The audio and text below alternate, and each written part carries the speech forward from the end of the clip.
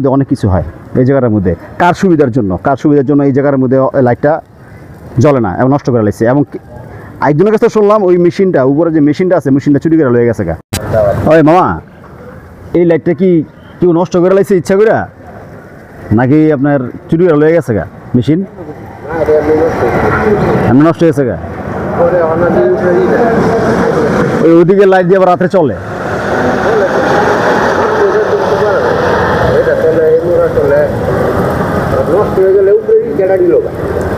কি লয়ে গেছে উপরে মেশিনটা লয়ে গেছে কেনায়? এইটাই তো প্রশ্ন, যে উপরে মেশিনটা নাই।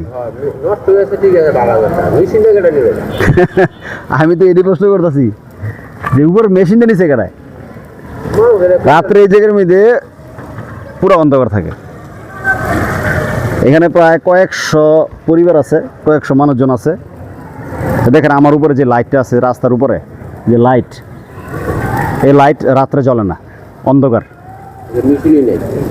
এখানকার মেশিনই নেই। আমি এখানে একজন লোকের সাথে কথা বললাম, এখানে রাত্রে টোটালি বন্ধ থাকে, মানে অফ, কারেন্ট থাকে না। এই জায়গাটা আমি আপনাদেরকে একটু ঘুরে ঘুরে দেখাই। এই যে দেখেন এই জায়গাটা, এই জায়গাটা আমি একটু দেখাইতেছি, আস্তে আস্তে দেখাইতেছি।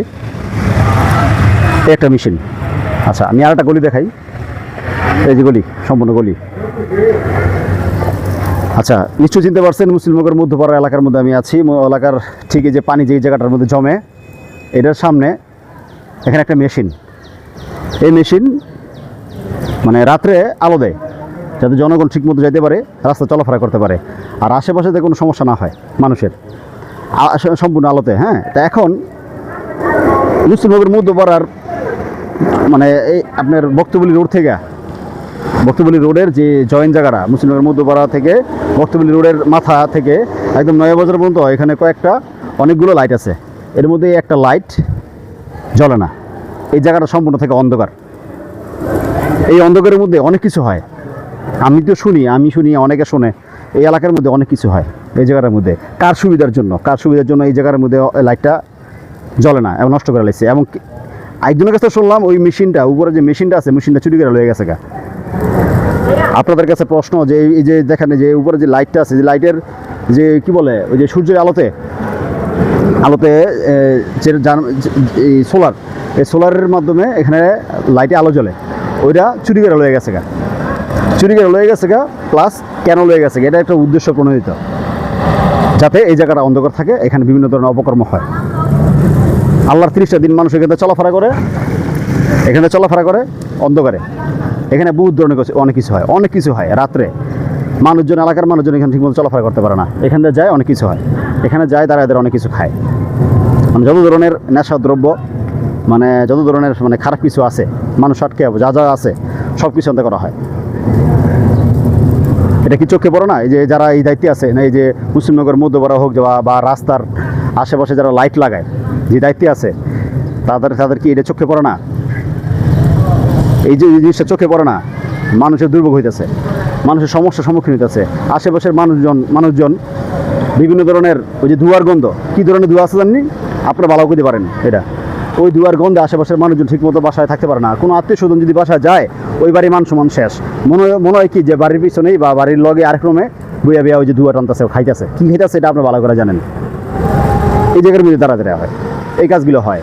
এই যে লাইটটা বন্ধ করছে একমাত্র এই উদ্দেশ্য, একদমই এই উদ্দেশ্যের কারণে এই লাইটটা নষ্ট করে লাগছে। প্লাস এখান থেকে যে সোলারটা আছে, মেশিনটা রয়ে গেছে গা। এই বিষয়ে কথা বলার মতো কেউ নাই। তো সংশ্লিষ্ট যারা আছে তারা এই জন্য দায়ী। এবং এখন আমার ভিডিও যারা দেখবেন এবং সম্পূর্ণ শেয়ার চাই। মুসলিমনগর মধ্যপাড়ার মধ্যে অনেক কিছু হয়, কিন্তু এই একটা সমস্যা, মানুষ এই রাস্তা দিয়ে চলাফেরা করে, যে মানুষ এই রাস্তা দিয়ে চলাফেরা করে, শত এখানে বাড়িঘর আছে। এই বাড়িঘরে মানুষজন গেলে এই যে এই রাস্তা দিয়ে যায় অন্ধকারে, এই জায়গাটা সবসময় থাকে পানিতে ভরপুর, সবসময় এই জায়গাটা পানিতে ভরপুর, এমনিতে ভরপুর থাকে, নিরিবিলি জায়গা। এই জায়গার মধ্যে একই হলো পানির সমস্যা, এক হলো এই রাস্তায় যে অন্ধকার। এই অন্ধকার রাস্তা দিয়ে কেমন চলাফেরা করে, আর পানি তো আসেই। এই পানির মধ্যে মানুষ গাতার মিদে পড়ে না কি এর মিদে পড়ে, মানে এটা আসলে যে পড়ে, যে আক্রান্ত হয়, সেও একমাত্র বুঝতে পারে যে কী পরিমাণ কষ্ট হয়।